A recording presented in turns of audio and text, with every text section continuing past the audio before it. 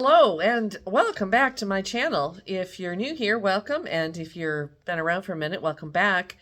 I'm Beth, this is Spiral Path Arts, and it's been a minute. So, I know, I've been kind of MIA for a while, and I won't go into a whole bunch of things. My brain got a little spicy for a while. I've been doing a lot of garden stuff, and while it could have been very interesting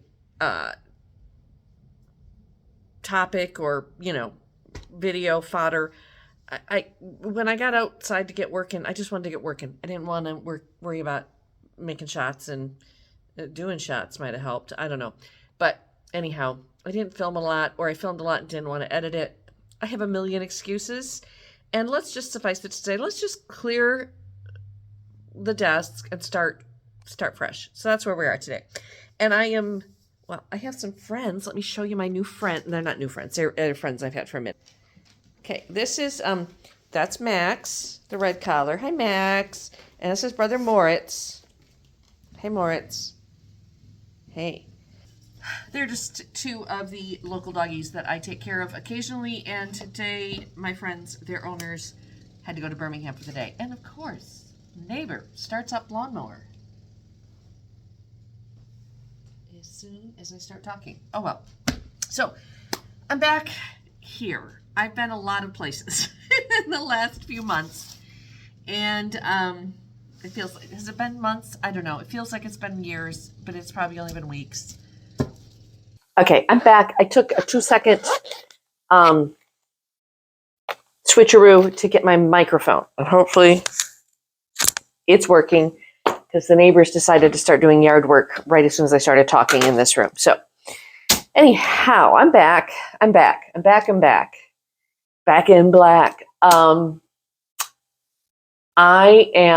Where have I been? Like I said, I've been doing a lot of gardening. I started a ton of seeds, and I shared some of that with you, I think. Did I even show the seed starting? I don't remember. Leave the kitties alone. I think Henry and Lilith told those puppers where it was at. Okay, what really slowed me down lately, sorry, I can't just talk and do one thing, I guess. I don't know. Was that I was out of town for a week, and then now it's the end of whatever.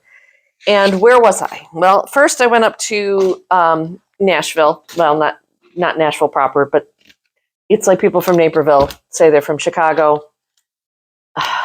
People from Soddy Daisy say they're from Chattanooga.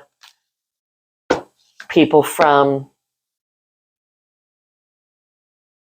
Franklin or Murfreesboro say they're from Nashville. It's that kind of thing. So anyway, my daughter lives up in the greater Nashville area. We'll just say that. And she had to have surgery a week and a half ago, Monday, the day before my birthday. Happy birthday to me. And I should show you these, but I will in a minute. So I went up to help her. I went up to be with her while she had her surgery, help her get home. We had an extra trip back to an emergency room. It was an emergency, but it wasn't. It could have been life-threatening, I guess, if we hadn't gone to the emergency room. But I won't go into her details, because it's her life and not mine to share her story. So I did the mom thing, and I'm glad I did. Spent my birthday the ER with her the day after her surgery, and it was all good. It was actually, I wouldn't have rather been anywhere else on my birthday. If one of my kids needs me, that's where I want to be. So that's where I was, and that was wonderful. And then because I was already in the Nashville area, and flying from here in middle Alabama is not always inexpensive or easy. It usually you have to go to Birmingham, which is like an hour and a half from me. Then you have to usually fly from Birmingham to Charlotte or Chicago or other places in between before you get to where you want to go, especially if you want to go to, say, some smaller airport in mid-Michigan. And so I did. I think I shared with y'all my New Year's fireside chat that my mom last year was officially diagnosed with dementia.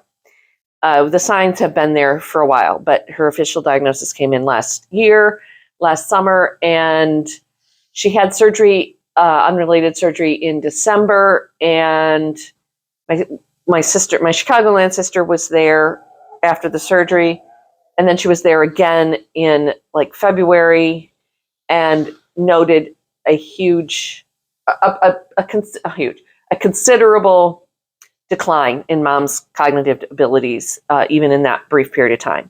And while I am planning to go on my annual trip to Michigan for in the summertime. She and my other sister, the one that's there in town where my mom is, and my sister-in-law all advised me that it was probably best if I went to see mom sooner rather than later, because by July, August, it's possible, if things continue to progress or regress or advance, I guess, at the stage that they've been advancing, she might not know who I am by summertime, which is really difficult. Even at this point, I haven't talked to her since I've been home. But from seeing her Friday and then seeing her on Saturday, I wasn't 100% sure she remembered my visit the night before. So that's where we're at. So Allegiant Air, big shout out to Allegiant Air. They're, one of these budget carriers. You don't get a lot of bells and whistles with them. But if you want a $40 flight from the Midwest, I don't know, I haven't looked at all their flight, where they fly everywhere, to, the South in general, especially in the summertime, they're the way to go. I could fly on Thursday to Flint, Michigan, direct flight. Nothing flies direct to Flint, Michigan. I mean, it's Flint, right? I'm not going to shit on Flint because I don't like people shitting on Alabama. So anyway, that's a whole other train trip we could take. I could fly $40 for the first leg of my trip. Now, because I chose to come back on Sunday, it was a little bit more money to come back on Sunday. It's also spring break, but you can't beat. I mean, you got to pay for your carry-on luggage, and you got to add on this, and I had to pay for parking my car at the Nashville airport for 4 days, and, but I would have had to pay that if I'd flown United or American for 4 times as much money. So I could afford to get there. I was already in Nashville, and so that worked. That's what I did, and that's where I was. Then I got back to Nashville on a Sunday. I spent the night with my daughter. 1, I wanted to check and see how she was doing, and 2, I didn't want to drive 4.5 hours back here during spring break weekend, Sunday afternoon, Sunday evening, when everybody and their uncle who doesn't go to Orlando or Cozumel or Cancun drives to Orange Beach, Perdido Beach, Gulf Shores, and they drive down 65. Everybody in Indiana pretty much was just going to the Gulf Shores that weekend. So I didn't want to get caught in their traffic on a Sunday afternoon. And I don't like driving here after dark from like the Birmingham area, because the last hour of the trip, no matter what route you take, you're driving 2-lane, not country roads. They're county highways for the most part. But there's a lot of deer. Let's just put it that way. And sometimes alligators and possums, armadillos, homeless people, whatever. I don't want to be out there driving. So I waited till Monday morning, got up before dawn, headed home, got home Monday. Tuesday morning, woke up and spent all day Tuesday vomiting. And that's all I'm going to say about that. I did not get out of bed until 3 p.m. on Monday. Hey, boys. Or Tuesday, I should say. And I have been slowly recovering ever since. Okay, well, that's caught you up on where I have been for the last however long it's been since my last upload. And my last upload, I thought, I'm going to get where I can edit.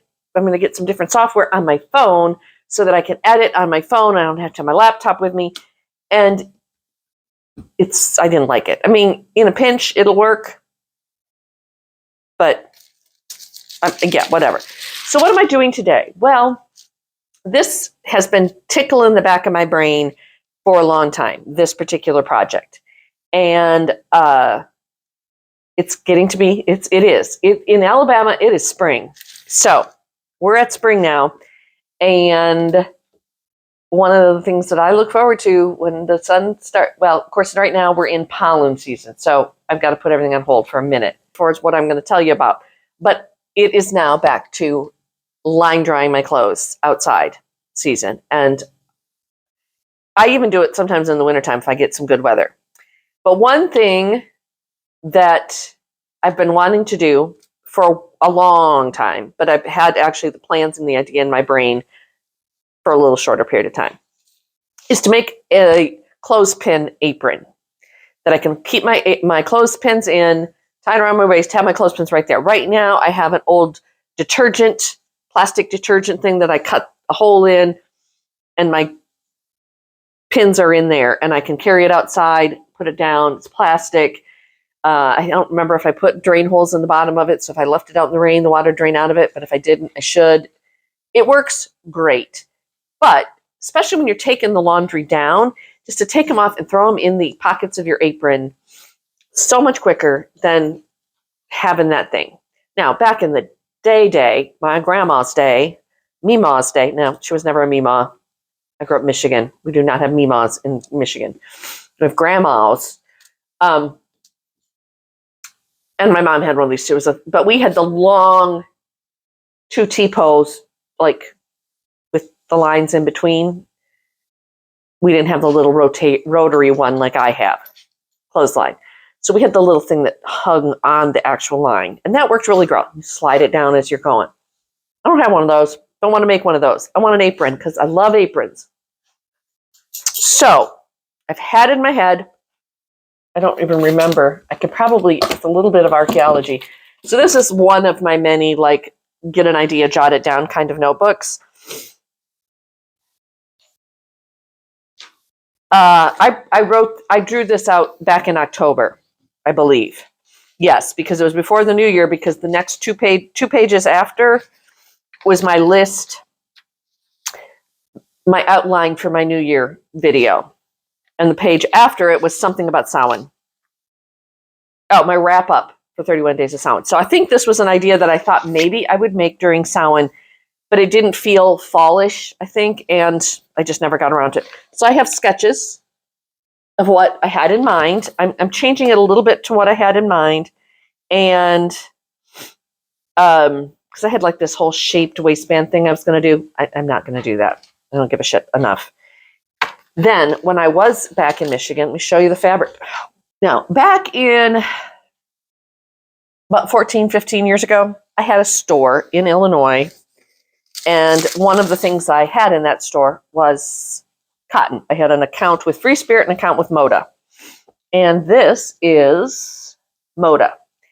And one of the very, very first orders of Moda fabric was just like some super cheap, just to have, because I taught sewing classes as well. I taught piano pants? What the hell is a piano pant?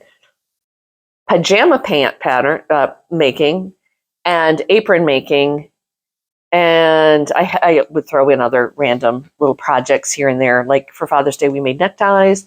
I wanted to get some inexpensive fabric at the time for people if they wanted to make aprons. I also have had Spiral Path, let's talk. I have an aesthetic. I like little old-fashioned kind of 30s and 40s prints. And this was a Moda Chloe's Closet Fruit Cocktail. Again, it's probably from like 2008, 2009. I had these bolts left. They didn't sell very well, and there is a lot of fabric. Here's a little, if you don't know this trick already, you've got a bolt of cotton like this, like quilt cotton, and you want to say, I wonder how many yards are left on that. Count every 2 wraps. This was on a cardboard bolt, but I had to take it off the bolts to bring it home, get it in my suitcase. Count every 2 wraps, every like 2 on the fold from the cardboard out, and that's how many yards you have. So if there's, say, 20 wraps, every 2 would be 10. You've got 10 yards on there. Just gives you an estimate. It's not 100%. Between that and this being a yard from here to here, Why do we have measuring tapes? I don't know. Anyway, random. So I gave these to my mother when I closed my store back in 2009, I guess, because she was a quilter and did, on a sewer. And I was like, it's too good a fabric to just, whatever. I gave it to her, thinking because she was doing quilts for church and stuff. She never used it. It was up in the upstairs bedroom still. And there is another one. I think it's more like this medium print that's yellow, but it wouldn't fit in my luggage. So I'll have to get that next time I'm home. Anyway, I've always liked this fabric. I think it's cute. So I'm going to make my apron out of this. And I'll take you along. Again, not a tutorial, but I'll kind of take you through my thought process and the pattern drafting that I did a little bit. Just if you want to do it yourself, you can kind of get a basic idea. And we'll go from there. And hopefully my light doesn't get bad in here. Okay. Okay, so here's my basic sketch. I knew I wanted to have a curved bottom. Symmetry is not evidently my key here. I kind of did a whatever. So this part's gonna be double layered. There's gonna be a back layer that's the whole U shape, and then there's gonna be a top layer on top of that that's gonna have the cutouts for the top of the pockets. And then it's going to be bound all the way around the edges and along the top of the pocket. So this is just one big bag that you can throw and then there'll be a waistband and ties. All right. So I kind of did took a tape measure to my body and said, how long do I want this to be? How big do I want it to be? Because you don't want it so deep that if you're getting the last clothespin out of the bottom of your apron that you can't reach it with fingertips, right? So I think for my body, that seems to work. You could make it shallower or whatever. So this is my basic shape. Center line, cut it on the fold. It saves me my symmetry issues, right? So that's the basic apron body shape. Then I duplicated this. Oh, you should see all the messes that I made. I duplicated it because what I wanted was the top layer to have a little bit of dimension. So it wasn't just two flat pieces of fabric. I wanted it to kind of have a little bit of oomph to put the pins in. So I duplicated it, then I cut. Let's see, where did I go with it? I went here. I had to figure some things out. I cut to make a dart in this. Oh, here, let's flip this one over if they make sense. To open this up so I have dimension. And then I have to slash here. You could fold, but I slashed with a hinge here. Then you do that, you have to true this edge back up. The first one I did not do it right, and it didn't work, but this worked. So this is what I ended up with. So now here is my dart. If I true all those sides up, well, and then I added the scoop for the pocket. So now, if I sew this dart in here, or I could gather those stitches as well, those corners, then now there's a little bit of dimension here. Those edges should still meet up. If it's not perfect, I trim them off until they all do meet up. And then everything but the waistband is going to be bound. I'm going to make bias tape and bind this edge. Then same bias tape. I'll probably baste the two sides front and back together. Right side. And then I'm going to bind the bias tape all the way around the edges. Then I'm going to attach my waistband. And to figure out my waistband is going to be the width of this because I'm not going to gather the top of this apron at all. And so whatever that width is, which I think is 10 inches, but I can't remember, so I'll look at my math. Yeah, so it'll be 20 inches. Waistband will be 20 inches by probably 6 inches, 7 inches wide, fold in half, blah, blah, blah. Put that on. I'll show you when I get there. And then I'm going to add ties, which I'm just going to be, again, probably I don't know. Let's get the fabric out, start cutting, and we'll figure out. So I don't need that little working piece. I don't need that little working piece. Those can all go in my scrap bag. These, same, well, I'm just going to keep that one because it's a good enough piece of paper that I can use it for a different piece. And let's cut this out, and we'll go from there. Sound good? I'm not sure I like this curve. Oh, and when you're making curves, there's different ways you make curves. I mean, I use this thing that I have that's it's a Creative Grids multi-size curved corner cutter. I love it for making like patch pockets. I can, depending on how big of a radius, and I use the biggest radius, but I'm almost thinking, which I also have a French curve, so I could have gone a little shallower, perhaps. I don't know. It's to hold my clothespins. It doesn't matter. It doesn't have to be that great. But if you like them and you want one after you watch me make this, and I figure it out, get it all like ideal, then we can talk. Maybe I will make some and put them on my website. But we'll talk about that while we're sewing as well. Also, I'm going to do a thing that I started doing recently, which is as I'm sewing this, I'm going to kind of like write instructions, because I do things like, and I get it all perfected, like the quickest, smartest way of assembling something, and then I forget the next time I go to make it. So I'm going to do that today. I'm going to go find my pen, which might be right here, and we're going to see if my pen works. Yeah, keep that there so I can write my order of operations. But my first order of operations are cut my pieces. So here we go.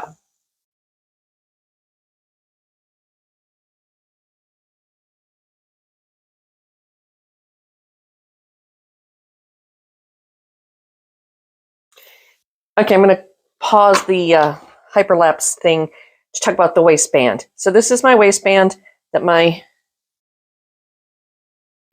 this is, the whole thing is going to go into. Right? So this is going to have bound edges. So the width is going to be the same. And I want the finished apron waistband to be 3 inches wide. So this is 7 inches wide total. And if you saw, I had to get rid of the selvage. So I folded it in half with the selvage hanging over, found the 3.5, put the 3.5 line on the fold and cut it. So now this is 20 inches by 7 inches. And after this is, we'll get there. I'll show you the steps as I get to the steps. But I just wanted to show you how I did that. Okay, let's go back to finishing cutting.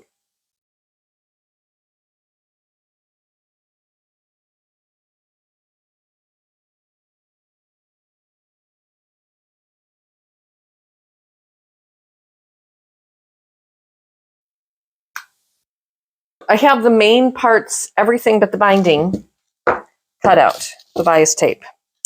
And I'll show you that in a minute. But just so you get an idea of where we're at here. This is, I'll turn this is kind of sort of facing you. There is the main shape of the apron. And then this is the top layer of the apron. You can make these all out of the same fabric. You don't need contrasting. And you're going to put those, again, I got to mark and make the darts. So this isn't going to line up. It better not line up perfect, because then that means I didn't get the darts in right. But they're small darts. But there's enough. There's some dart action going to happen there in that corner. Another thing probably would make things easier is if I put some notches or things like that. But, you know, my motto. Anyway, so that's the basics of the, now you could do this without the darts. So if you wanted to draft this yourself, and you could make it without curved corners, it could be a really, really simple way of doing this. Then this is my waistband. Like I said, it's going to be sewn, right sides, and then boop, like that. So it'll be basically like that. And then these are the ties. I just did them with a fabric, so they're 45, 42 something. And I tapered, made a point. Can you see that?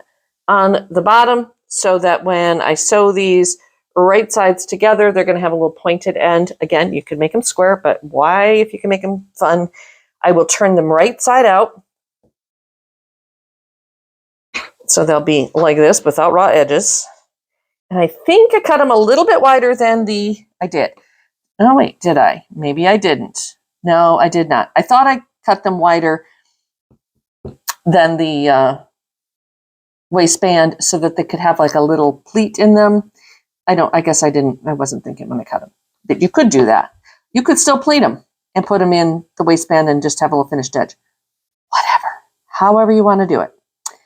We'll get to the whys and the hows in a minute. But that's the basics. So it'll have that on that side, this one on this side, and there's your apron. And this doesn't have to be for only for clothespins. Think of all the things that you want to stick in a big pocket, carry around with you. It's for that. Now, I got to keep this part around because I got to mark my darts in a minute. Now I need bias tape binding. I'm going to use the small print. You could, again, you could buy pre-packaged bias binding if you want to make it, but I want to bind the top of this pocket. And then after I make my dart or pleat, I might actually make it just a little pleat to make it fit. Oh, I think that's what I'm going to do. Yeah, I don't want a dart. It's going to be a little pleat, just a little tuck in the corner here. Make everything fit. Then I'm going to bias tape bind all the way around the edges. Then we'll attach this part. And Bob's your uncle, we're done. But first, we have to make our bias tape. Well, I have this handy dandy ruler. Remember, I worked in a quilt shop for a while where we sold handy dandy rulers and stuff like that. So I am going to do a half inch of half yard of fabric will do 270 inches of bias tape. I don't need that much. So I'm going to do a quarter yard, which is 9 inches. If you're doing the math at home, following along, I'm going to cut it. Might not be on camera, but I'm going to cut it over here on this edge where I can measure. And I'll show you how this, but you could do this out of a fat quarter too. Okay, so if you happen to have this Creative Grids ruler or something similar, you can make it, you don't have to have a fancy dancy ruler. It just makes it slightly easier. I'm going to get rid of my selvages. I used to have a bucket of selvages. I don't know what I did with it. And I'm going to, actually a fat quarter would have been better. Wish I had done this out of a fat quarter. But I do have plenty of fabric. I'm going to. Okay. Nix that. We're going to set that little quarter yard. We're going to cut an 18-inch piece, and we're going to cut that in half. That's how you make a fat quarter if you're a non-quilter. Okay. Fewer seams. And that's always good. Okay. So first thing I'm going to do, cut off my selvage edges. Canines. They're just playing. Okay.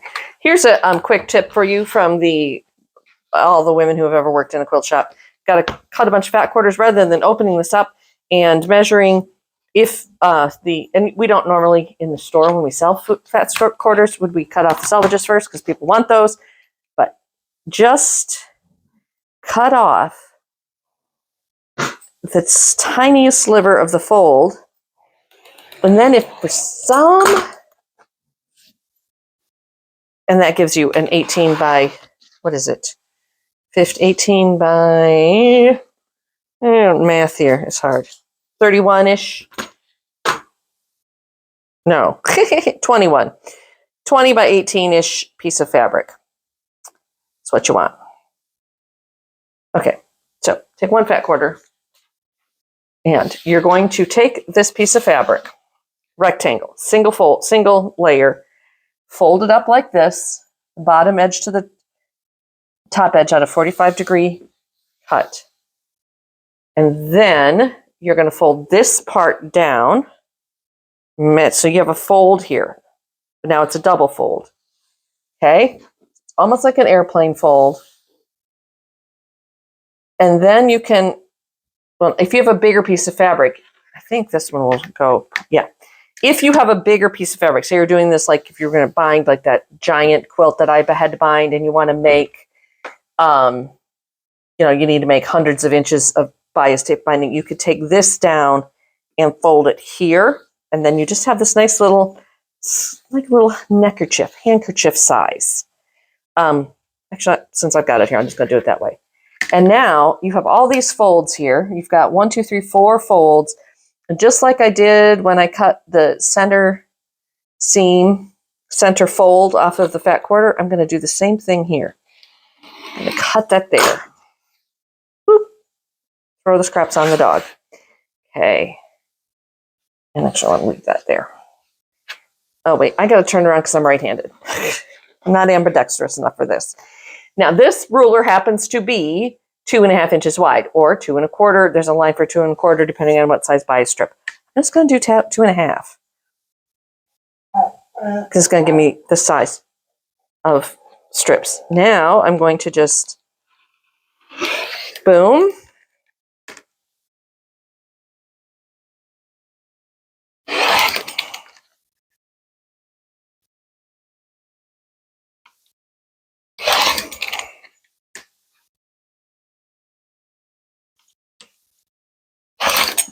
And then that's all the little scraps that you have in your quilter.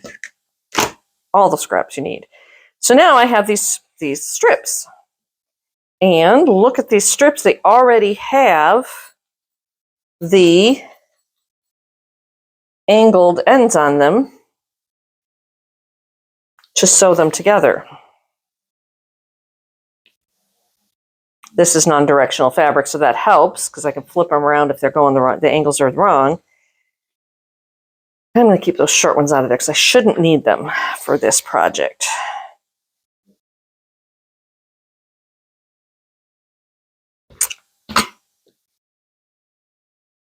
Okay, so I'm just going to stack these up. And the way I know that they're going to sew, take them over to the machine and sew all those angles together and make one continuous strip of bias strip. Then I'll take it to my ironing board and we'll make bias tape, and I'll show you that in a minute, which means I need to go turn the iron on. So here we are at the ironing board, and the way I do my binding strips is I just kind of chain piece them, so I gotta cut apart the little boops, and I should actually take the little ears off too, but we'll do that. See, those little points. All right, so now I have a continuous piece. Some of them have the ears chopped, some of them don't. I don't, except for quilting is the only time I agree with ear cropping. Otherwise, leave them as they were supposed to be. I'd intend it, right? Okay. Okay, so now I have them all clipped apart and ready to go. And what I'm going to do, I'm going to just quick go through to each of these, open the seam, and press the seam open.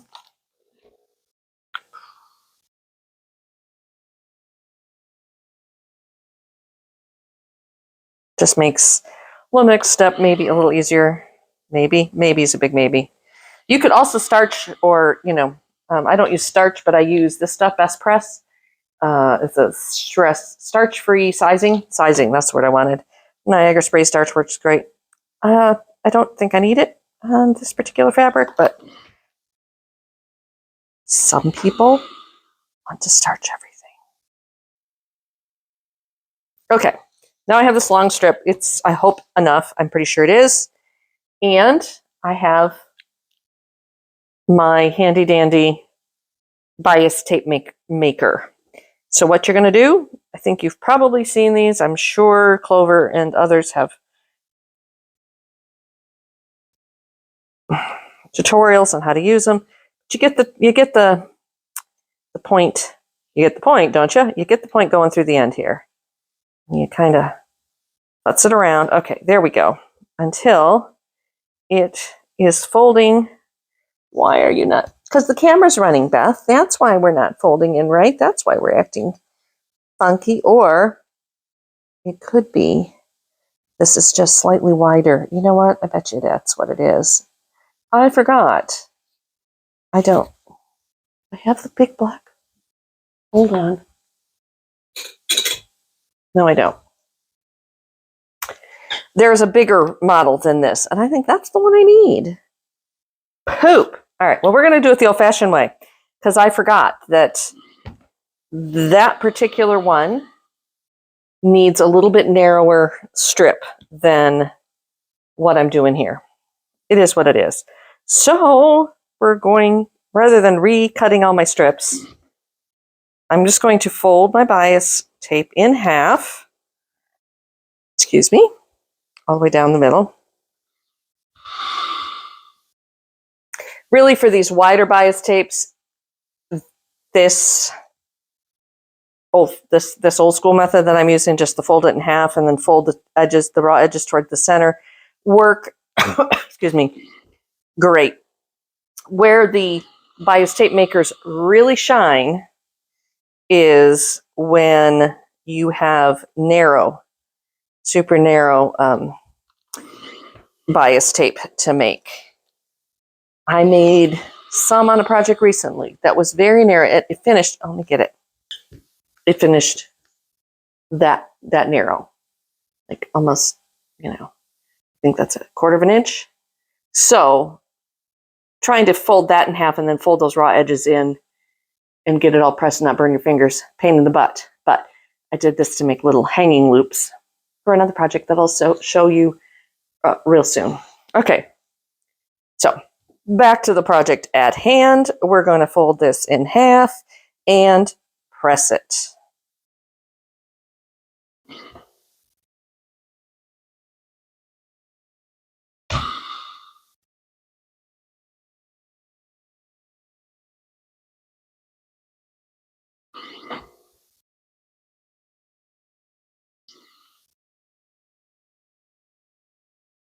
You kind of have to do this step anyway, because once you make the bias tape with the edges folded in, you got to fold them together and press. So it's just one more step of pressing. It's not a big deal.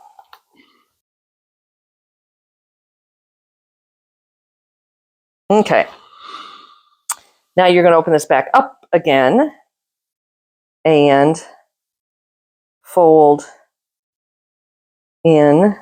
And sometimes you can do them at the same time. I just like to, I just do, it's a 3-step process for me. But, me and irons, we have a thing. Ouch, except when I burn myself because I'm an idiot. Ouch. Yeah, let's turn that steam down just a skosh. I don't think we need it at pressing weeks worth of travel wrinkles out of a linen suit level of steam right now. I'm having a problem, and it's a me problem, but for some reason I cannot get this to press.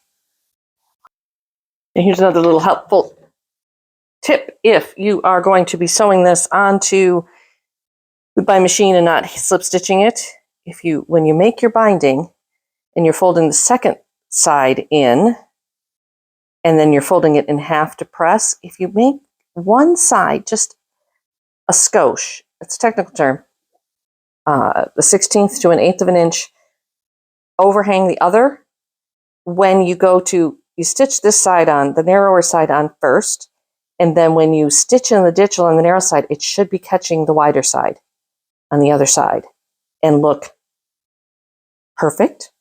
But there's another way of binding too. I'm not sure which way I'm going to do it, but I decided since I'd already started this way, this is what I'm going with. So let me finish pressing and we'll be back.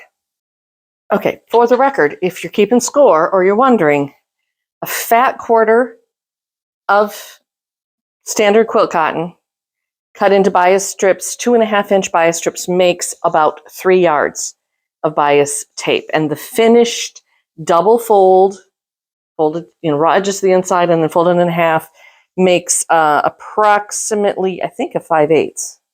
Yes, a 5/8 inch wide finished width. So there you go, if you want to know. Okay, so now the next steps are just assembly. We've got all the parts. The parts are parts. I need to mark my darts, which I decided are not darts, they're tucks. And then I'm going to assemble. So back at you in a second. Another helpful tip, don't keep a marker that has basically the same color ink and lid as your water erasable or air erasable washable marker that you use to mark fabric. That's a permanent marker in the same drawer, because I almost just marked things. Now, it would have been fine because it would have been on the back of the fabric. It's blue. The background of the fabric is blue. It would have been in the seam allowance underneath the binding, blah, blah, blah. But the next time it might not be. It might be like a bus dart point, and I'll have 2 little blue dots right there. And that wouldn't come out. That wouldn't be cool. So make sure when you're marking things, you're using some kind of non-permanent marking tool. And I'm just going to make a couple marks. I'm not showing you because they're just marks in where and I'll probably have to adjust it a little bit anyway, because this is not a professionally drafted pattern. Right? Right. All right. I'm going to start assembling and meet you over at probably the sewing machine or back here after I get done. I don't know. We'll see. Okay. Okay. How's the recording? So remember how I said I was going to keep track of my steps and the order of assembly so that I can repeat this later. So the first step, if you're following along at home, and I already wrote it down in my notes, is to bind these top curved edges of the pockets of the outside apron. So the part that shows when you're wearing the apron. And how I'm going to do that. So I have my binding here that I just pressed. And remember, I pressed it so one side was slightly wider than the other, or overhung a little bit. So I'm going to take the narrower side, so you can see how the overhang is right there. I'm going to take the side that's facing you, and I'm going to open this up. And that raw edge, I'm going to line up, where's my apron? With the raw edge of the top of that pocket opening, that curved part of the top. And I'm going to sew right in that fold. And it should be approximately a 1/2 inch, but just get it right in that fold and you'll be good to go. So now when you're done, on the right side, it should look, like this. And on the back side, it's not done because it's not attached, but it'll fold around to the back side. You may want to trim away a little bit of seam allowance if it feels bulky, or notch that curve a little bit just to kind of, it's not really, I just like to get rid of some of the bulk in there. Or if you didn't quite hit the 1/2 inch exact and you got a little bit more closer to 5/8, whatever it might be, make it so it all fits in there nicely. Okay, I'm not going to throw it around too much. And then I'm going to wrap it around, and if it wraps, it should, when you wrap it around to the back side, that folded edge should cover the stitch line. So you can see there's the stitch line right there, and when that folds over, that stitch line is gone. So I'm going to use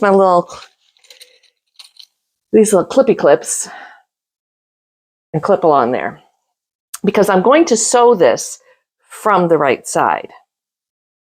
But I want to be sure when I'm doing this that it is covering that stitch line on the back as I go around. It did everything pretty much the way you're supposed to. It should. Now, if you have like prepackaged tape that doesn't overhang like that, but it's been so long since I've used a package of bias tape. I don't even know if I have one in my stash. I feel like it is folded where one side's a little wider than the other. Someone report back and let me know. But instead of doing this the way I'm going to do it right now, you could use a blind stitch. But I'm going to show you how I'm going to do it. So what I'm going to do, I have an Ed. If you've been with me for any minute, you know it's probably my favorite foot. Number 10 foot for Bernina. It is, or can I get it where you can see it? It's the number 10 foot. It is the edge stitch foot. And I've sewn on Vikings. I've sewn on Fafs.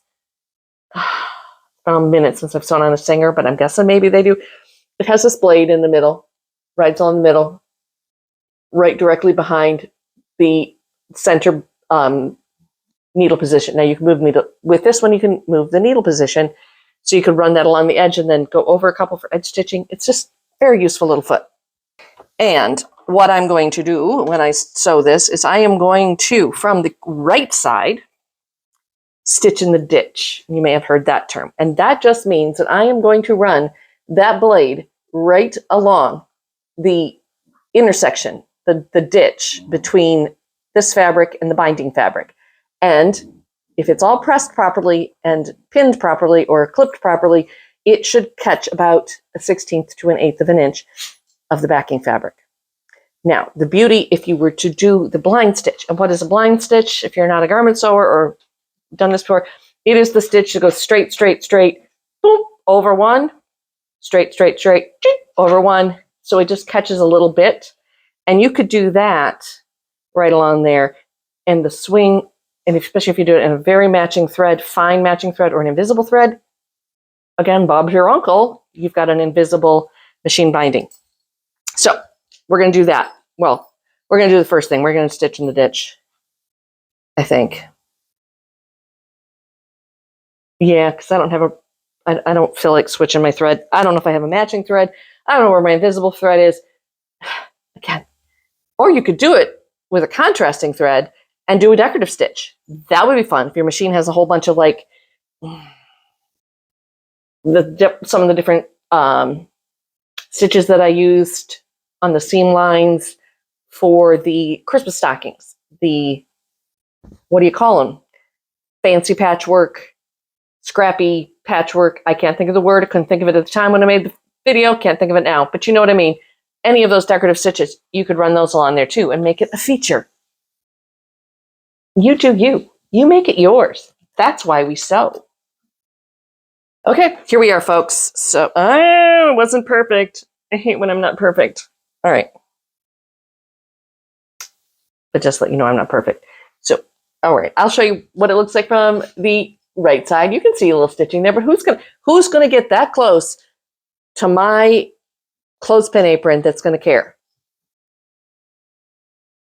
But on the back, if I had done it right, you can see, okay, in some places, right there, it caught it. But right around the curve, I missed a little bit. So I'm going to go back and restitch that, make sure and that happens sometimes on the curves because, and a way to avoid that is to kind of, when you're pressing your bias tape to start with, if you know you have inside curves, press some of the tape to already have a bit of an inside curve or an outside curve, whatever you're going to be going, or just be a little more careful than I was and pin and or clip just a little bit better because it overlaps. It does what it's supposed to do. I probably just kind of pulled on it a little bit while I was sewing and went a little bit in the, I didn't keep it between, trying to use a stitch in the ditch metaphor, but the driving thing, but you don't really want to drive in the ditch. So that doesn't work. All right, let me fix this and then we'll go on. Okay, that time I got it perfect. Perfect enough for me. And I figured out my metaphor too. I noticed when the second pass through that I kind of popped up out of the ditch and up onto the median a little bit. And then when I got back in the ditch, then everything was good. So emergency vehicles only can drive on the median, and I was up on the median. So there's one side. I'm going to go give it a good steam press so it lays a little flat because it's kind of got a little to it. And then I'm actually going to take my bit of the next piece that's going to go here, and I'm going to pre-press it with a bit of a curve. And then I'm going to do this one all off camera, and then we'll go to the next step. And I'll see you then. Okay, the last step on this little front piece is to take my little pleats, tucks in the bottom corners. So you can see where I have my 2 little blue dots, and I am going to bring those together, right sides together, and I'm just going to sew maybe it's like a little 1/2 inch just to hold, my chair doesn't want to move. Okay, it's going to do that. I still have my number 10 foot on here, so it's going to be a little tricky, but make it work. Then I'm going to open it up. I would probably do this over at the ironing board. See, now you see I took out that little bit of fabric. I'm going to flatten that down and press it. And so now it's got this little, it's just got a little, you can press it to one side if you just want it to be like, actually, I might just do that. Let's see, which way would I want it pressed? Down or up? It's like down, up. So I'm going to just stick a pin in it for now. I'll get over to the other thing. So now, see, here's the top of the apron. There's the bottom corner. Can you see this? Just got a little bit of a little tuck, and that just gives it a little dimension so that it will stand out from the back side of the apron that's against your body and give you a little more room for your pins, your clothespins, not your sewing pins. Y'all, you'll know about this whole thing about this new, I think, is it a TikTok trend, Instagram trend? I see some of them on YouTube too. The trad wife thing. Now, in my day, we were just soccer moms. That's what we were. Those of us who, stayed home and took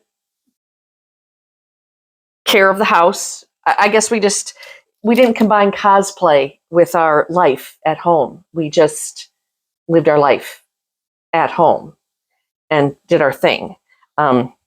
We didn't dress up like Lucille Ball or Leave It to Beaver or something like that. And hey, you do you, honey. If that's what your thing is. I mean, I basically lived that life. I just didn't have the calico and the cute aprons and the red lipstick. I just wore sweatpants and leggings and probably the same tie-dye hoodie that I'm still wearing 20 years later. But neither here nor there. Maybe I just didn't have the aesthetic down, but I had the life. I canned my own food, and I didn't really grow my own vegetables. Well, I did for a while there, but raised my kids, did my thing. No problem there. But I didn't know it was a thing. Like, I didn't know it was like a thing. And it's a thing. Like, it's got a whole thing. So anyway, I didn't know there were more out there like me that want a whole aesthetic. So, maybe there's a market for these outside of my own little brain that just wants something to hold my clothespins in while I hang my tie-dye sweatshirts on the line because I don't like spending money on electricity in the summertime other than to cool my house. And I'm not a wife anymore, so maybe I'm not. Yeah, I don't know. You tell me. What do you think? I mean, and no slamming on other people's lifestyles. No, no yucking somebody else's yum. No spitting in the jelly. Excuse me. Had it been a thing with a name other than soccer mom, my children didn't play soccer, for the record. I probably would have qualified, but we didn't have TikTok and Instagram and Facebook and all those things back in my day, when I was a stay-at-home mom and, running the Presto canner every fall. Anyhow, I don't know where I was going with that, other than, if you're a trad wife and this is like your aesthetic and you want some, let me know. We can work something out because these are fun to make, even though I've only got it slightly made. All right, I'm going to go pin this front now to the other front. Let me just take you over here and show you, okay? Okay, so here's my main apron front, and here's the topper, the outside apron front. How about we call it that? And I'm going to line up my center fronts, which I know are my fold lines. Oh, I'm going to also trim off my excess binding, neaten up my edges, make life in the next step much easier. Kind of already did it on this one, but let's... Okay, so, I need to get different pins in here. So my center fronts of that fold line, pin that there, and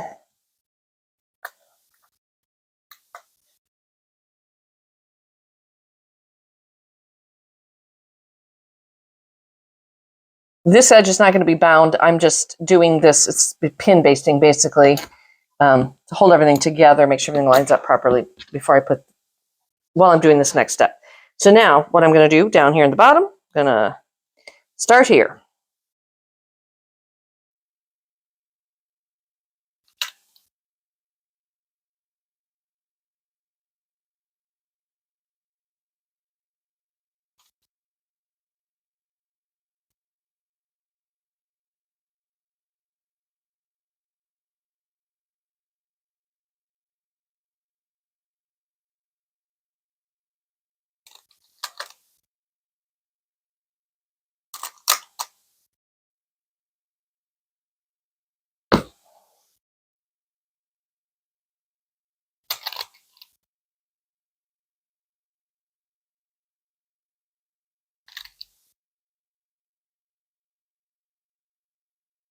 Okay, so everything is basically pinned together. And so you can see how there's a little more room in that top layer than there is in the bottom layer.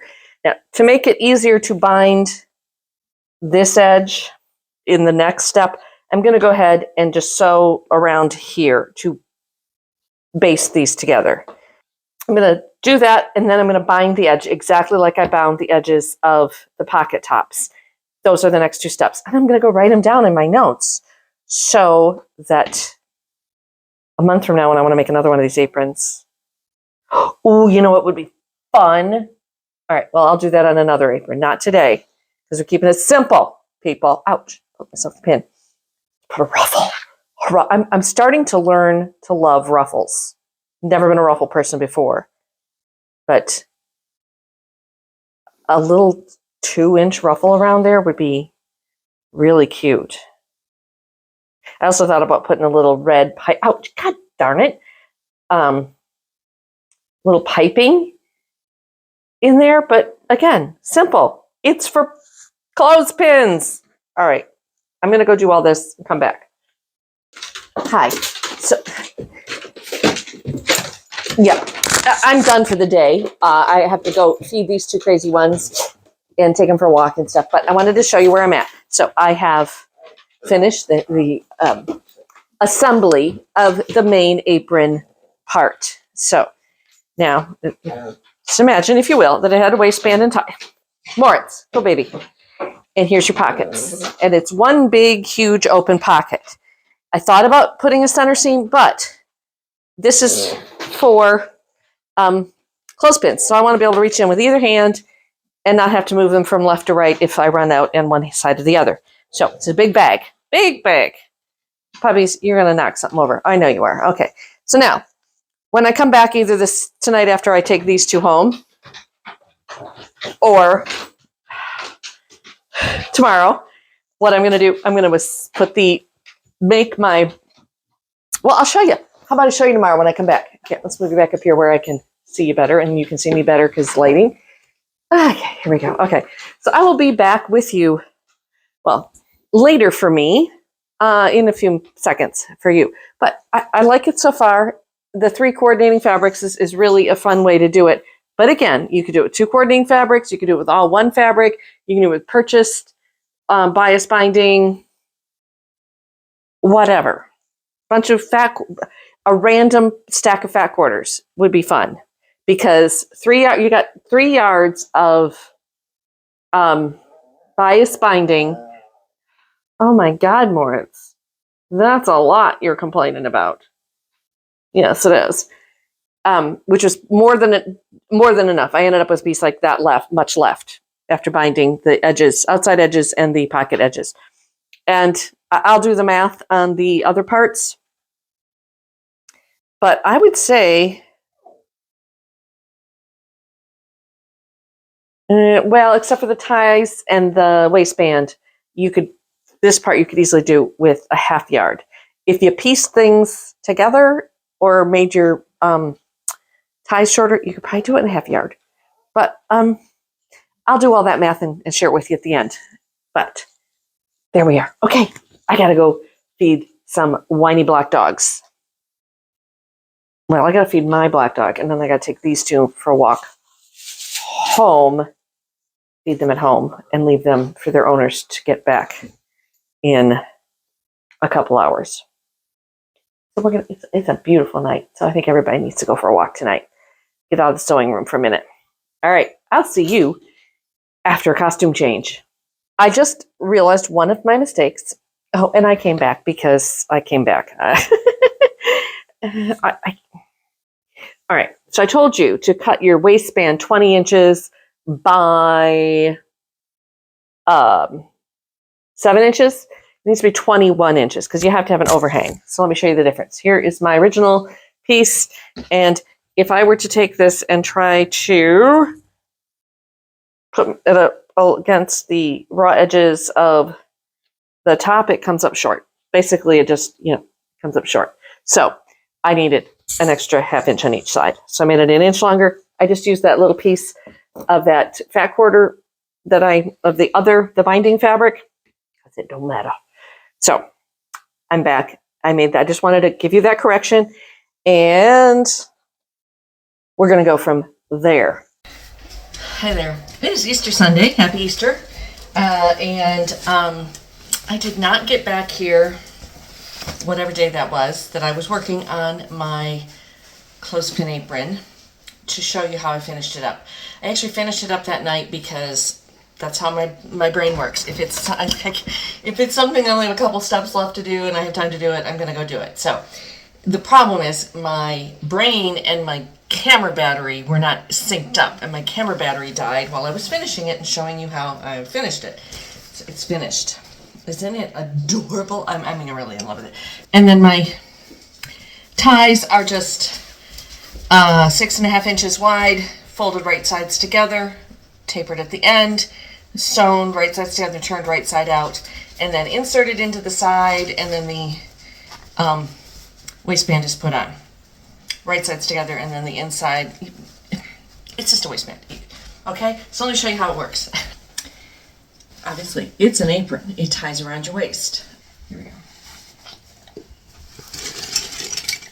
And then I have it full of my clothespins. And it's wonderful because I can reach side to side, so one side doesn't empty out before the other, more than likely the right side, because you're always reaching with your right hand if you're right-handed, vice versa, whatever. I actually did laundry the other day and hung it on the line and used this apron and was very happy with it. I need to put a little hook next to my door. So, yeah, I'm trying to get it where, like right in there, a little, I have to trim out those windows and everything anyway, so I'm going to put a little hook, like a clothes hook on there so I can hang this up. But I think when I make another one, and oh yeah, I'm going to make another one, I think what it needs is like a little locker hanging hook, either on the right side or the inside, sewn into the waistband, so you can just hang it from that. So I think the next time I make one, I'm going to put a little hook, a little loop, fabric loop. You could use twill tape, bias tape, whatever, and make a little loop and just sew it like your back of your shirts have, so you can hang it in your locker at the gym or whatever, inside the center front waistband, so that I can just hang it up like that. Right now what I do is I just take the apron ties and I just tie them in a slip knot and hang that over a hook, or a doorknob or whatever. But then when I go to put it on again, I gotta you know, and put it on. So I just think it would be a nice little extra touch. I might do that on every apron I make. Make sure it has a way to hang it easily.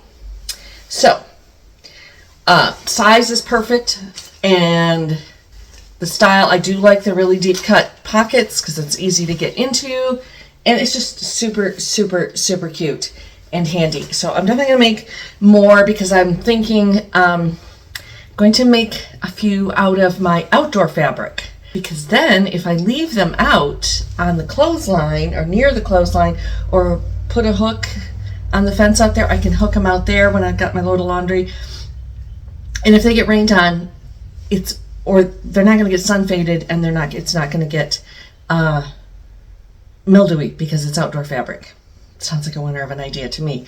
So I'm going to make that probably with a few modifications. But the plain cotton ones are just not plain, obviously. Printed cotton ones are just super cute when you've got some coordinating fabrics like I have here. So there we have it. Thanks for watching. Like, subscribe, all that jazz. Come back. You might want to turn on notifications because I still don't have a regular uploading schedule, as y'all know. So if you like what you see, come back, please. And I will do my best to come back fairly regularly if I can. Okay, thanks. Happy Easter. I'll talk to you in a bit. Bye.